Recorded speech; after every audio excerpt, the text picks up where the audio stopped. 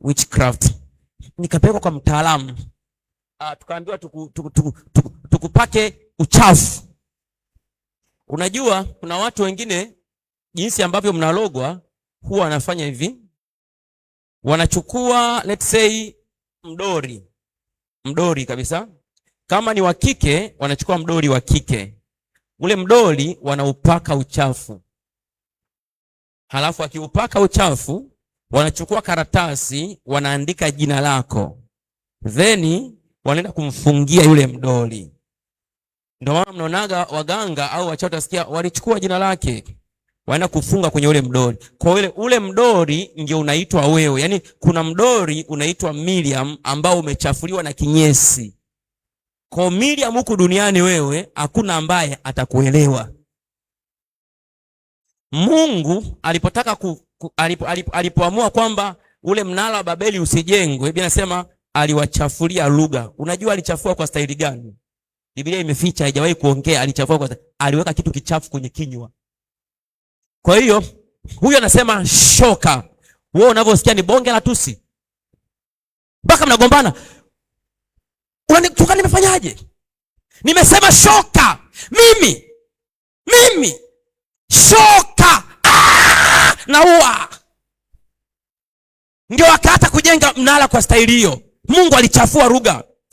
Shetani akaona kumbe hiyo sayansi ipo rohoni bwana. Unaweza ukachafua kinywa cha mtu. Unaongea na bosi maneno ya hekima, unaona ndita za bosi zinazidi kukunjamana.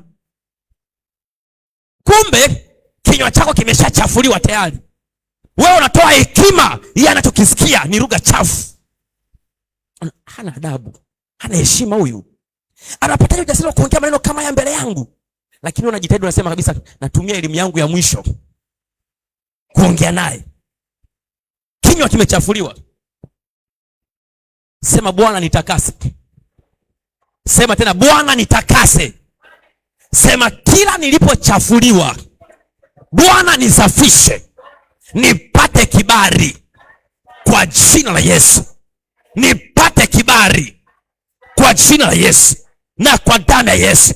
Sema kila nilipochafuliwa leo ninapoondoka hapa nimetakasika kwa jina la Yesu. Na ninapata kibali kwa jina la Yesu. Ninapata upendeleo kwa jina la Yesu. Ile heshima waliokuwa wameniondolea inarejea tena kwa jina la Yesu. Sema napokea kibali. Kinywa changu kimetakaswa. Lugha yangu imetakaswa.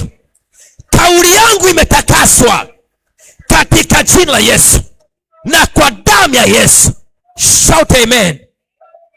Keti.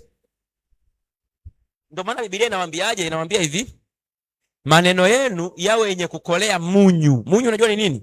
Chumvi. Kazi ya chumvi ni kuleta nini kwenye mboga? Ladha. Kwa hiyo anasema maneno yenu yawe na ladha ili yawafae wanaosikia. Shetani anaweza kaondoa ile ladha ya chumvi akaweka ladha nyingine. Kwa hiyo unaongea maneno ambayo ni ya kuleta ladha, lakini ni ladha ya uchungu, kwa sababu hata uchungu ni nini? Ni ladha. Halo? Moja ya kiungo ambacho kimetajwa kwenye Biblia ni chumvi. Sukari ni tamu, lakini haipo kwenye Biblia.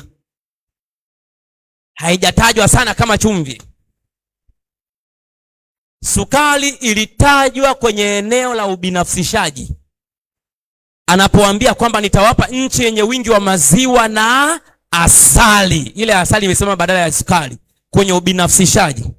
Lakini kwenye favor, kibali, ile divine communication ni chumvi. Anaambia tena ninyi ni chumvi ya ulimwengu. Sio ya mtaa wako, ulimwengu. Kwa hiyo chumvi ulionayo wewe sio tu kwa ajili ya pale kwako, hata ukienda Marekani, hata ukienda China, hiyo chumvi inatakiwa ladha yako ikaenee. Nasikia mnanisikia?